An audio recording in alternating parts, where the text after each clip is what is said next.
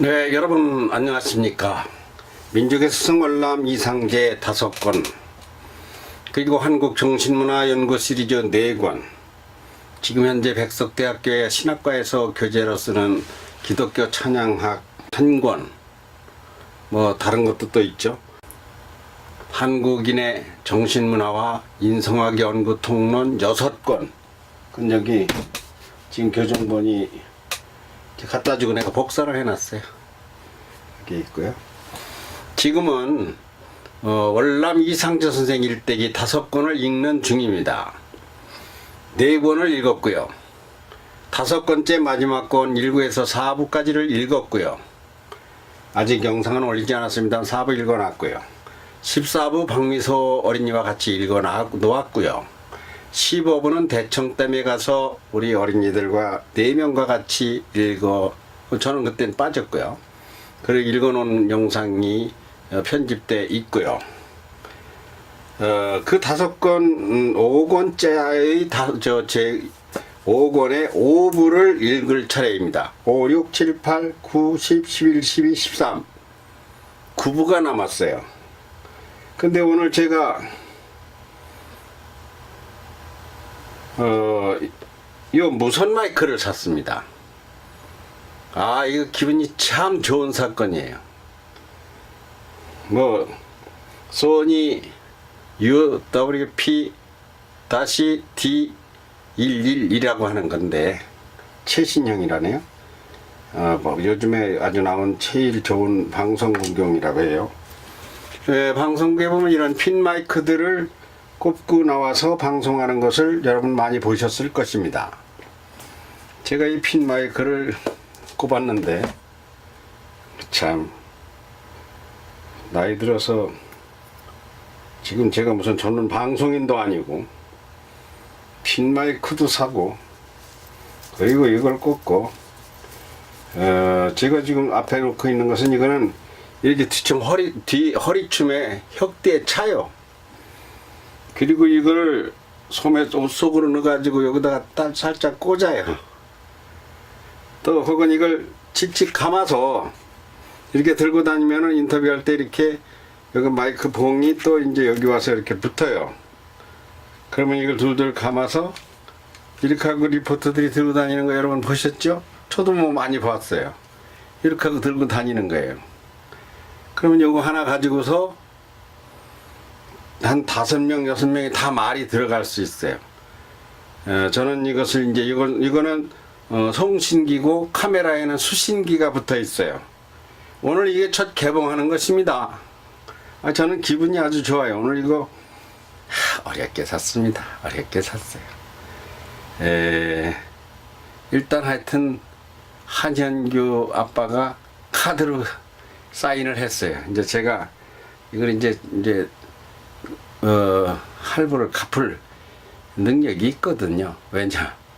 또 세종매일에 주필로 가서 이제 논설을 쓰기 시작했습니다. 사설도 쓰고 칼럼도 쓰고. 그럼 고려가 나오겠죠. 이게 67만원짜리인데 우리 대전 소니 서비스에서 저에게 최대한 싸게 해준다고 해줘서 62만원에 샀습니다. 이거 오늘 말하자면 이게 뭡니까 이게? 시크식인가? 마이크 시험식? 그렇게 되는 것 같아요. 예전에는요, 양복을 입으면 착복식이라는 걸 했어요. 한 턱 내야 됐어요. 차를 사면 지금도 시승식이라는 것을 재미삼아들 하는 것 같습니다. 어떻게 보면, 이거 신선노름이에요.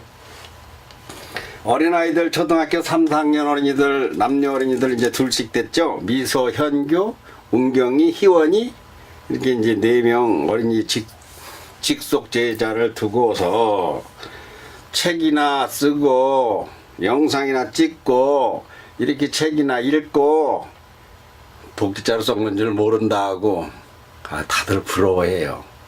근데 전 이걸 아주 정말 폐인된 쓸모가 없는 사람이나 하는 걸로 그렇게 생각했습니다.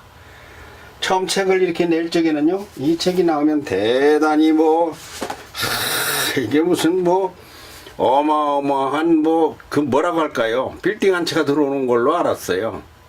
근데 책도 내보면 또 상처를 받습니다. 왜 그러냐? 이게 책이 그렇게 열심을 해서 쓴다고 해서 이게 팔리는 것도 아니고, 그렇다고 해서 뭐 명성이 뭐 대단해지는 것도 아니고, 예, 다만 이제 좋아서 내는데, 저는 돈 버는 책은 쓸 줄도 모르지만 쓸 생각도 없습니다. 돈이 안 벌려도 정신이 한국적이고 교육적이고 인간적인 것, 그런 책을 쓴다고 써왔습니다. 근데 이 이상도 선생 일대기 5권은요, 이건 책이 제가 썼지만 이게 책 참 좋아요. 근데 뭐 아직 얼마 안 나갔다 그래요. 아, 이거 내가 안 읽어서 이거 안 나가는가. 작가는 책을 누가 읽어줘야 되는데, 뭐 내가라도 읽어줘야죠. 그래서 남기려고 이제 5부를 시작하겠습니다. 제5부 대한민국, 이 대한 국호를 알자. 지금 우리 학생들이 대한민국이라는 뜻도 모르고 대한민국 해요. 대한민국이라는 국호는 누가 지었습니까? 무슨 뜻입니까? 5부입니다. 작은 제목, 한성임시정부, 대한민국 임시의정원 헌장, 위임통치 반대 단체 신채호, 대한민국이라는 국호를 바로 알자, 이렇게 되어 있습니다. 첫 번째 되겠습니다. 한성임시정부입니다. 3.1운동 뒤 국내 독립지사들의 주동이 되어 상해뿐만 아니라 수도 서울 한성에도 한성임시정부를 수립하였는데, 이와 같은 임시정부는 만주 지역에도 수립되었으나 그것은 생략하기로 한다. 1919년 4월 23일 서울에서 24명으로 조직된 전국 13도 대표 국민회의를 개최하고 국민대회 취지서 임시정부 선포문을 통하여 3.1 민주혁명을 바탕으로 국민대회를 조직하고 본대회는 민의에 기하여 임시정부를 조직, 약법을 제정하여 이를 선포한다라고 한국이 독립국임과 임시정부의 수립을 포고하였다. 대회에서 이승만을 집정관 총재로 하는 12명의 정부 관료를 임명하고 1. 국채는 민주제를 채택. 2. 정체는 정체는 대의제를 채택. 3. 국시는 국민의 자유와 권리의 존중 및 세계 평화의 공헌. 4. 정부에 관하는 일체의 내정과 일체의 외교. 5. 국내 유민은 납세 및 병역. 6. 본약법은 정식 국회를 소집하여 헌법을 반포할 때까지 적용할 것이라는 헌법적 성격의 약법을 발표하였다. 이때 선임된 한성임시정부의 강령은 다음과 같다. 집정관 총재 이승만, 국무총리 총재 이동희, 예무총장 박영만, 내무총장 이동영, 군무총장 노백린, 재무총장 이시영, 법무총장 신규식, 항무총장 김규식, 교통총장 문창범, 노동국 총판 안창호, 참모부 총장 유동열 등이다.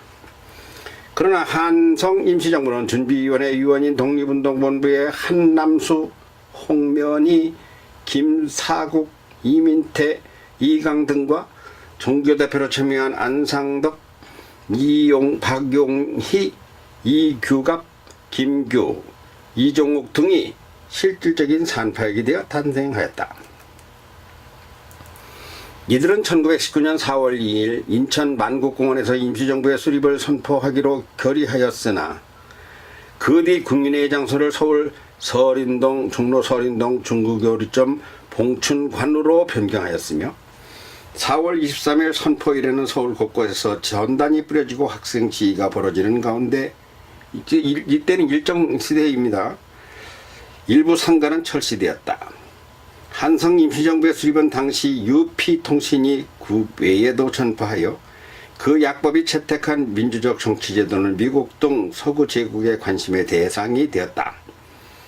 5월 이승만은 한성임시정부 집정총재 집정관 총재 자격으로 워싱턴에 집정관 총재 사무소를 개설, 국제외교 무대에서 한국 국민과 정부를 대표하였고 8월 한성 임시정부 한국위원회를 두었다가 9월 구미위원회로 개칭하였는데, 구미위원회는 유럽 및 미주 지역 한국인의 영사 업무 외교 활동과 함께 징세 사무까지 맡고 있었다. 예, 구미위원회는 저는 가본 데요. 지나가봤어요. 거기 내려보진 않았었어요. 그 자리가 하얀 건물인데요. 워싱턴이죠. 1919년 9월 11일 대한민국 임시정부의 임시헌법이 공포됨에 따라 19년 9월 11일 얘기입니다. 상하이의 대한민국 임시정부에 통합되었는데 임시대통령 이승만을 비롯하여 강요 전원이 대한민국 임시정부의 강요직을 맡았다. 한성 임시정부의 선포문과 당시 국민대회 취지문 및 약법의 원본은 1986년 4월 서울 종로구 이화장에 있는 1986년 4월 이화장에 있는 이승만의 유품 속에서 처음 발견 공개되어 수립 선포를 문헌으로 뒷받침하는 귀중한 사료가 되었다. 다음 대한민국 임시의정원 헌장. 월남은 상해 임시정부의 이모저모 정부 수립 기조 자료를 보게 되었다. 이 얼마나 갈망하고 꿈꿔왔던 것인가. 독립협회와 만민공동에서 외치고 부르짖은 것이 마침내 바다 건너 상해에서 우리 애국 동지들에 의해 나라꼴이 갖추어져 가고 있는 것이다. 나라꼴이라니 말이 저급하다면 나라의 틀이 짜여지고 있는 것이다. 우선 대한민국 임시의정원 헌장을 자세히 읽어내린다. 대한민국 임시헌장 선포문. 신인일치로 중에 협응하여 한성에서 기한 지 30여일에 평화적 독립운동을 30여 개 주에 광복하고 국민의 신호로 완전히 다시 조직한 임시정부는 한국 완전한 자주독립의 복리로 조선여민의 세전키 위해 임시의정원의 결의로 임시헌장을 선포하노라. 예, 이거 뭐 한문이만 하세요. 세전은 대대로 전하는 걸 세전이라 하고요. 다 설명하려면 길어요. 제1조 대한민국은 민주공화제로 함. 그것도 짤막해서 지금 현재 헌법을 비교하면 10조까지 있어요. 10조까지 간단합니다만 하지만 친목의 해치같죠. 일제시대니까 이렇게 이제 시작한 거예요. 제2조 대한민국 임시정부가 임시의정원의 결의에 의해 이를 통치함. 제3조 대한민국의 인민은 남녀 귀천 및 빈부의 계급에 없고 평등함. 제4조 대한민국의 인민은 종교, 언론, 저작, 출판, 결사, 집회, 통신, 주소, 이전, 신체 및 소유의 자유를 향유함. 제5조 대한민국의 인민으로 공민자격이 있는 자는 선거권 및 비선거권의 자유가 있음. 제6조 대한민국 인민은 국민이 아니야 지금. 교육, 납세 및 병역의 의무가 있음. 예, 교육이 나오네요. 앞에는 교육이 없었는데. 제7조 대한민국은 신의 의사에 의하여 건국한 정신을 세계에 발휘하고 나아가 인류 문화 및 평화에 공헌하기 위하여 국제연맹에 가입함. 신, 여기 신이 나왔어요. 신은 하나님을, 유일신 하나님을 얘기합니다. 이때는 기독교가 상당히 처음에 그 사상이 많이 있었어요. 7조의 그 신의 의사에 의해서라고 건국한다고 그랬죠. 제8조 대한민국은 구 왕실을 우대함. 이미 왕실은 없어져 버렸으니까. 제9조 생명형, 신체형 및 공창제를 전폐함. 사형제 폐지에 말하자면 고문을 폐지하는 거예요. 매춘을 금지하는 거예요. 그게 들어있네요. 구조에. 제10조 임시정부는 국토회복 후 만 1년 내에 국회를 소집함. 대한민국 원년 4월. 그리고 선서문. 존경하고 친애하는 2천만 동포 국민이여, 국가 원년 3월 1일 우리 대한민족이 독립선언함으로부터 남과 여와 노와 소와 모든 계급과 모든 종파를 막론하고 일치코 단결하여 동양의 독일인 일본의 비인도적 폭행하에 극히 공명하게 극히 인내하며 우리 민족의 독립과 자유를 갈망하는 마음과 정의와 인도를 애워하는 국민성을 표현한지라. 지금 세계의 동정이 자연히 우리 국민에 집중하였도다. 이 시간을 맞아 본 임시정부 본정부는 온 국민의 위임을 받아 조직되었나니 본 정부는 온 국민과 더불어 진심코 노력하여 임시헌법과 국제도덕에 명하는 바로 존중하고 지켜 국토광복과 국가기반 확립의 대사명을 이루기를 하늘에 선언하노라. 국민동포여 분비할지어다. 우리에 흐르는 한 방울의 피가 자손만대의 자유와 복락의 값이요 하늘이 명하기를 국가건설의 귀한 기초이니라. 우리의 돌이 마침내 일본의 야만을 교화할지요 우리의 정이 마침내 일본의 폭력을 이겨낼 것이니 동포여 일어나 최후의 한 사람까지 투쟁할지어다. 정강 1. 민족평등, 국가평등 및 인류평등의 대의를 선전함. 2. 애국인의 생명과 재산을 보호함. 3. 일체 정치 범인을 특사함. 4. 애국에 대한 권리 의무는 민국정부와 체결하는 조약에 일체 의지함. 5. 절대 독립을 맹세코 도모한다는 걸 거도라 그래요. 거도함. 임시정부 법령을 위헌하는 자는 적으로 인정함. 이제 거역하고. 다음 위임통치 반대한 단체 신채호. 임시의회에서 이승만을 대통령으로 선거하게 될 때 신채호 선생은 반대하는 의견을 제출한 일이 있다. 그것은 제1차 세계대전 1914에서 1918이 끝난 뒤에 이승만은 미국 정부에게 조선을 미국의 위임 통치국으로 해달라고 했던 것이다. 신채호 선생은 우리 조국의 걸출한 역사가로서 우리 조국이 일본 군국주의 강도들의 보국으로 되던 날에 항성일보의 주필로서 다음과 같은 비통한 사설을 발표하였던 일이 있다. 이날에 큰소리로 통곡하여서 전국 동포들에게 구하노라. 그래서 이러한 유급의 존망의 관건 시각의 조국 전체 의병운동을 불러일으켰던 것이다. 이러한 만분 미급 시각에 조선의 통치자 매국적 이완용, 송병준들은 항성일보를 강제적으로 봉쇄했었다. 그때 동아일보 주필이던 박은식 선생이 신채호 선생의 이런 사설을 동아일보에 또다시 발표하였다. 그리고 또 우리의 반만년 유구한 문화 역사를 가졌던 문명민족이 일본 군국주의의 강도들에게 야만적 압박으로 합병되자 신채호 선생은 사랑하는 조국을 멀리 떠나서 압록강 철교로 넘어가면서 감개무량한 심정으로 이러한 시사를 창출했던 것이다. 인생 40이 넘어 지루하였다. 빈병이 서로 따라서 쉬지 않았어라. 가장 원한된 것은 산이 막히고 물이 다 할 때 심정대로 노래와 울 수도 없다다. 인생 40년 태질이 한문으로 된 이런 시를 썼어요.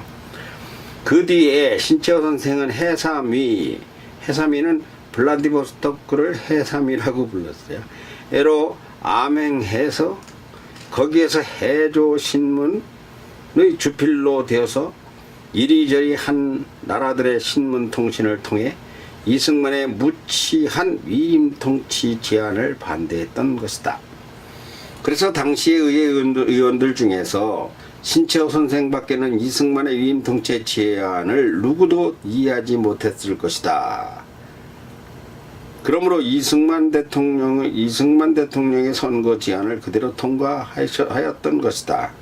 그때 신채호 선생은 의회 퇴석의 성명을 발표하면서 의회를 퇴출한 뒤로는 다시 의회에 출석하지 않았다. 그때로부터 신채호 선생은 중국 여관 숙소에서 역사 과학 연구에 종사하고 있었던 것이다. 단면입니다. 아주 이런 일이 있었던 것이죠. 이분이 정치에서 이때 잠깐 떠나서 이제 역사 연구가로 돌아섰다. 그 대목입니다. 이승만에게도 이렇게 반대한 사람이 있었다, 그 얘기예요. 다음, 대한민국이라는 국호를 바로 알자. 이 책 제5권을 쓰는 오늘은 2010년 2월 10일이다.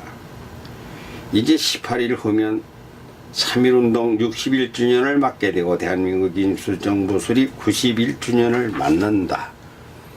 저자는 대한민국 건국을 셋으로, 첫째는 1919년 3월 19일을 건국 발원 기념일이라 해야 한다고 생각하고, 둘째는 1919년 4월 11일을 대한민국 개국 기념일이라고 해야 옳고, 셋째는 1948년 8월 15일을 대한민국 건국 기념일이라고 불러야 온당하다고 생각한다. 저자는 저를 얘기하는 거예요. 제 생각이 그렇다는 거죠. 대한민국의 근대사를 구한말로부터 시작하여 오늘의 이렇게까지의 과정을 간략하게 설명하려면 충분히 요점만 정리하여 말할 수는 있다. 들어보세요. 잘 들어보세요. 1876년 강화도 조약부터 시작해도 좋고, 고종이 등극한 1863년부터 시작하라고 해도 좋고, 다 생략하고 1883년 이모군란이나 1894년 동학농민운동과 청일전쟁에 이은 이듬해 을미사변으로 명성황후가 시에 대한 것부터 한 줄로 끼어달라고 해도 할 수 있으나, 이 책은 이미 이런 줄거리를 따라 저설되었으므로 중언부언하지 않아도 제대로 읽은 분은 이미 바늘귀처럼 잘 끼었으리라고 본다. 그러므로 이전 것은 생략하고 이제는 대한민국이라고 하는 현대국가의 근원을 정리할 필요를 느낀다. 이미 3.1운동은 누군가의 애국지사 한두 명이나 33인이나 48인의 민족대표가 시작은 했으나 본성은 민족의 자주적인 독립운동이었음을 알았을 것이다. 월남이상제는 여기에 누구도 따르지 못할 역할을 하였으나 우리 2천만 동포가 일제히 참여했다는 점에 더 무게를 두는 것도 알 것이다. 바로 저기서부터 시작하여 1919년 4월 10일 중국 상해의 애국 청년 애국지사들의 합의에 의해 상해 임시정부가 탄생했다고 하는 것과 임시적 정부의 바탕은 3.1운동이라는 것을 여러 번 밝힌 바가 있어 알 것이다. 문제는 건국기념일에 대해 영 혼란해하고 있다. 그럼 이게 무슨 말인지 지난 4월 11일자에 저자가 일간지에 쓴 칼럼부터 읽어보고 넘어가자. 우리나라의 생일날도 모르는 국민이야말로 참 딱 하나 더 딱한 게 정부다.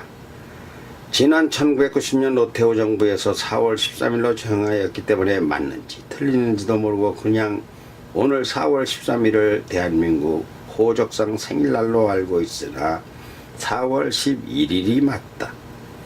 국민에게 역사의식이나 민족 자존의식이 없는 것이야 정부가 가르쳐주면 된다지만 벌써 20년째 나라 생일날도 틀리게 찾아먹다니 참 민망하고 죄스럽다. 누가 이걸 제대로 볼 사람 있나 모르겠으나 이명박 정부는 이 점 고치기 바란다. 1919년 3.1 독립운동에 이어 상해 임시정부가 대한민국 임시정부 수립 10개 임시헌장을 발표하며 대한민국이 국가됨을 선언했다. 훗날 일본은 윤봉길 의상의 상해 홍구공원 의거 직후 우리 임시정부 문서를 압수해 갔다. 그 문서를 보고 일본 경찰이 이를 근거하여 작성한 조선민족운동연감이란 문서에 1919년 4월 13일 내외에 독립정부 수립을 선언하고 라고 쓰인 것이 있는데, 이를 근거로 하였다면 4월 13일이 맞다고 본다면 어째서 일본 놈이 훔쳐다 쓴 틀린 날짜를 그냥 쓰는가? 도대체 이게 아니면 4월 13일 소리가 어디서 나와 황당한 생일 늦추기 바보가 되는지 이 문제로 소리 지르는 사람이 몇몇 일간지에는 없어도 다른 데 가보면 뒤룩뒤룩하게 널리고 셌다. 언론사와 정부는 맨날 당파 타령만 하지 속에 든 게 없는 네티즌이 활개친다고 독소리라도 날리고 싶다. 참 이상타. 정부나 대통령이 들어 유익하고 알찬 말은 논객들로부터 무시한다. 부터가 무시한다. 그래서 논객님들에게 묻는다. 대한민국이 언제 태어났는가? 대한민국의 뜻이 무엇인가? 누가 대한민국이라는 이름을 지었는가? 그야말로 존경하는 우리 논객님들, 여기 답안지 드릴 테니 답 좀 써달라. 대한민국의 생일은 8월 12일이라 하지 말고 왜 성이 긴가고 박가냐고 하는 식으로 득성 유래를 말하는 문제라 치고, 우리나라 교육에서도 반민특위나 친일파 소리는 잘해도 알갱이고 씨알이 없다 이러면서 대한민국을 논한다.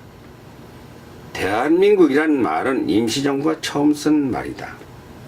그나마 잠깐 동안은 조선민국이라고 하는 말을 쓰기도 했다.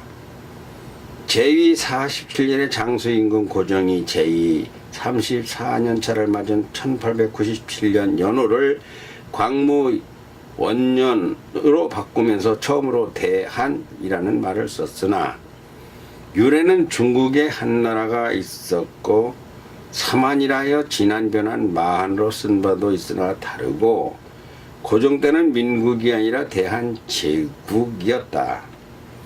민국과 제국의 차이는 쉽게 황제가 주인이냐 백성이 주인이냐로 극명하여 상해 임시정부는 제를 빼고 대한 더하기 민국을 처음 사용하기로 하는 임시정부 국회 의정원이죠. 첫 국호 제정의회를 개회한다. 이날이 1919년 4월 10일이었다. 회의가 길어져 하룻밤을 꼬박 세웠다.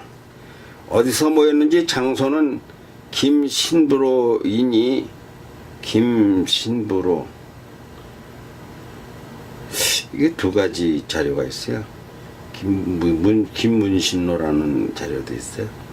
찾아들 보시고, 핵심은 거기서 국호를 무엇으로 정할 거냐는 안건에 신서구가 대한민국을 발의한다.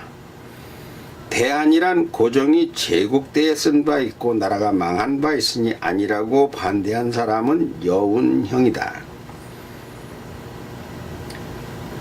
85,000원의 조선일보를 인수하여 이상디를 사장에 앉히고 부사장이었던 애국지사 신서구는 그러나 대한으로 망했으니 대한으로 일어나야 옳다고 강력히 주장하여 대한이 좋아 대한으로 찬성하여 대한이 되었다. 의사봉을 두드려 대한민국이 국호로 확정되어 의정원 회의를 마치니 4월 11일 아침 11시였다. 4월 10일 밤에 잉태되어 발이죠. 밤을 새워 다음날 4월 11일 확정되고 11시에 회의까지 폐회가 되었는데, 이 4월 13일이라니 남의 다리를 긁고 있다 고쳐라. 이런 독립운동 문서가 눈 뻔히 뜨고 살아있고 인터넷 열람이 다 되는데 참 어구도 안 차다. 나라가 무슨 친구들 개조직하듯 되는 것이 아니다. 나라 살림, 그것도 민국을 만들려면 민을 대표하는 국회가 앞서야 한다. 그래서 29명의 의회 발기위원을 유착하고 임시의정원 회의를 열었다. 여기 참석한 29명의 명단은 여우령, 손정도, 조용은, 김철, 선우혁, 한진교, 신서구, 이광수, 현순, 신익희, 조성환, 이광, 최근호, 백남칠, 김대지, 남형우, 이희영, 이시영, 이동영, 조완구, 신채호, 진해창, 신철, 이영근, 조동진, 여운홍, 현장훈, 김동삼, 조동호였다.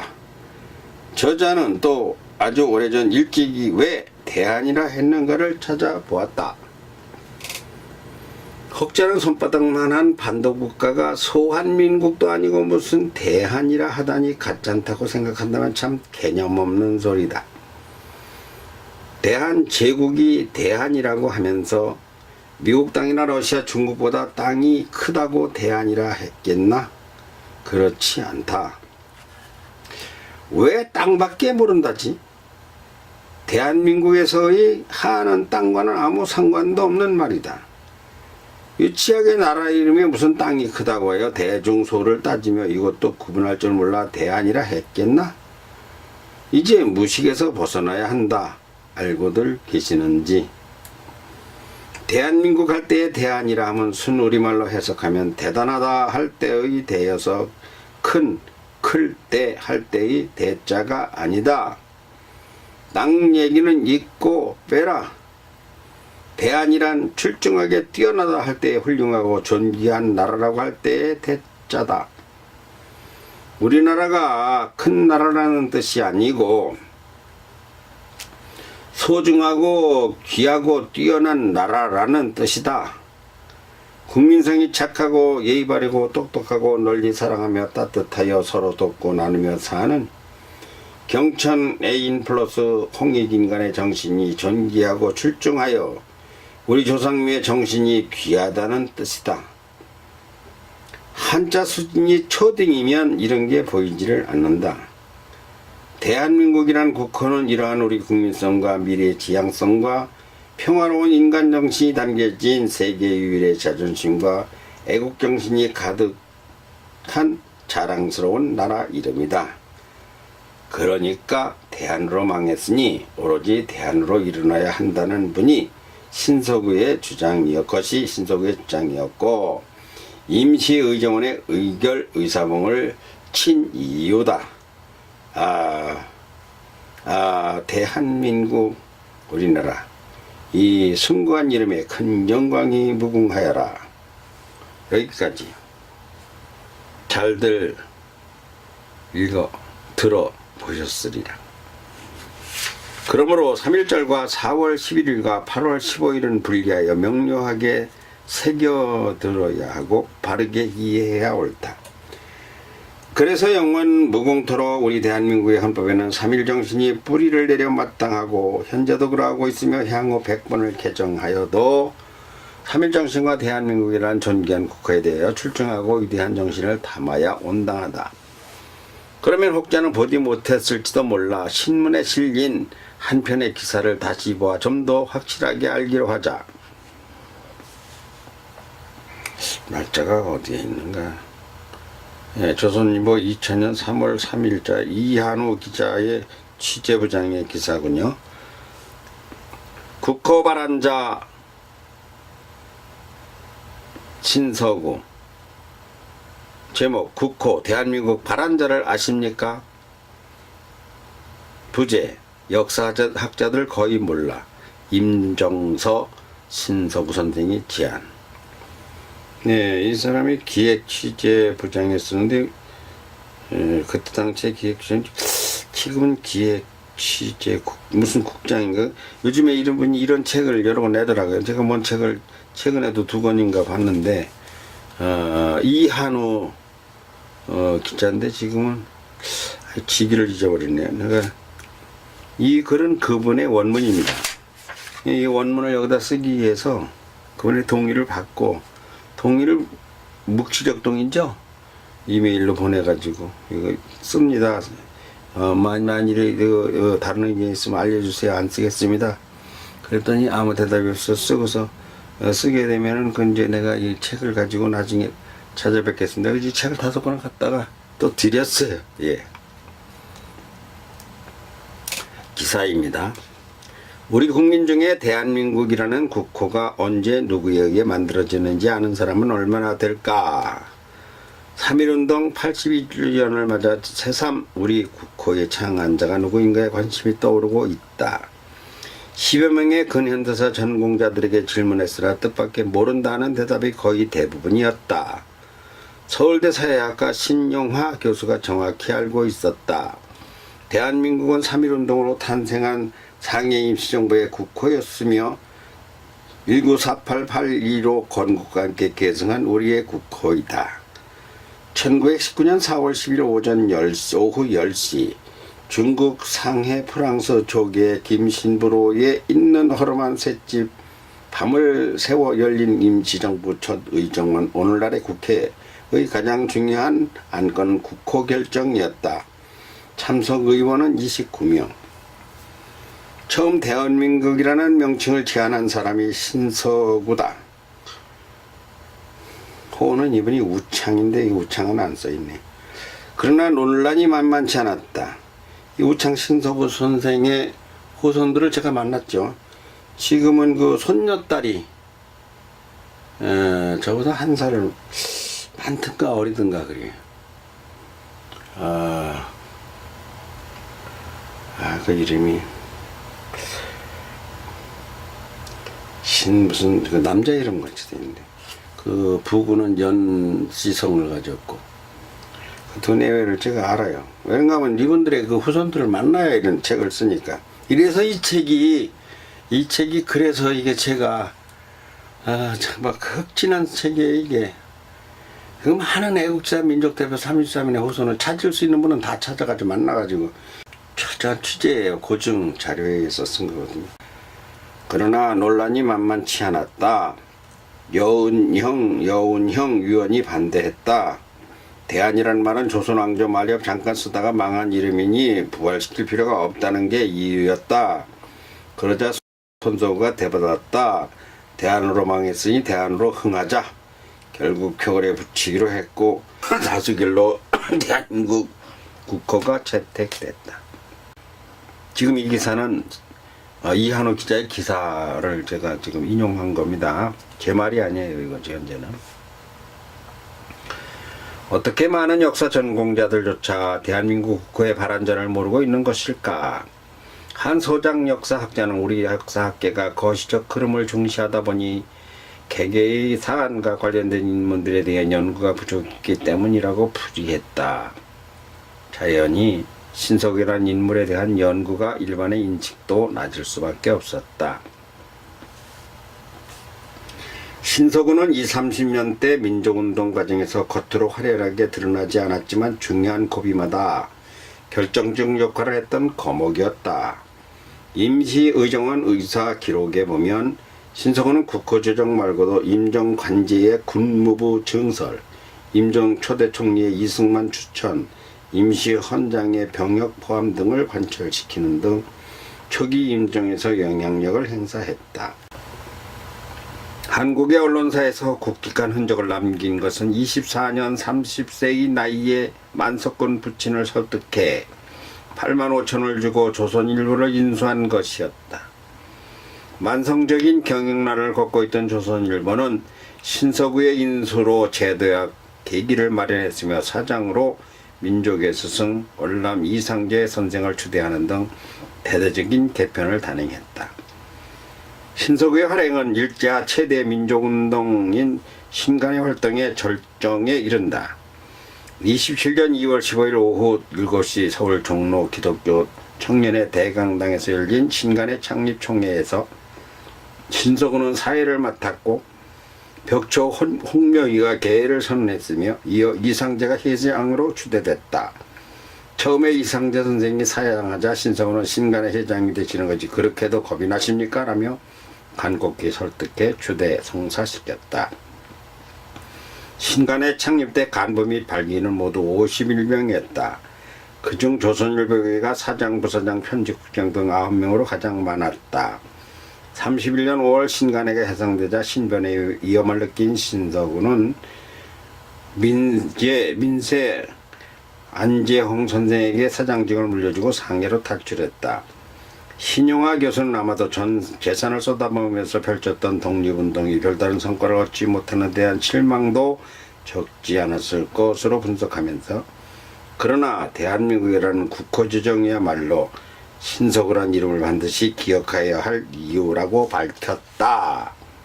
네, 여기까지가 5부였습니다. 5부를 들으시면서 대한민국 당의 임시정부 국호 의정내소 확정 등 여러분은 많은 것을 생각하셨을 것입니다. 감사하고요.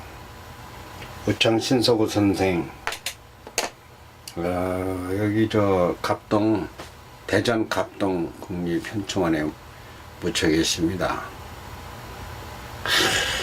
이번에 이야기도 하기로 말하면 말도 못하게 많아요. 월남 이상재 선생보다 45세 연하입니다. 아유, 이분의 이제 아들, 그러니까 손녀딸이 있는데, 딸만 있어가지고 대는 극했어요. 그때는 극했지만, 이제 손녀가, 근데 전화에 저장이 되는데 갑자기 이름이,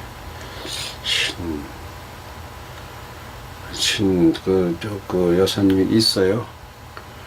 지난번에 제가, 현충일날, 아이들 데리고 거기 가서 그 자리에서 손녀딸하고 통화를 했죠. 예, 할아버지 산소에 왔습니다. 우리 아이들 데리고 언제 한번 뵙시다 하고 아직도 연락을 못 드렸네. 감사하고요. 다시 제 6부에서 뵙겠습니다. 여러분 감사합니다.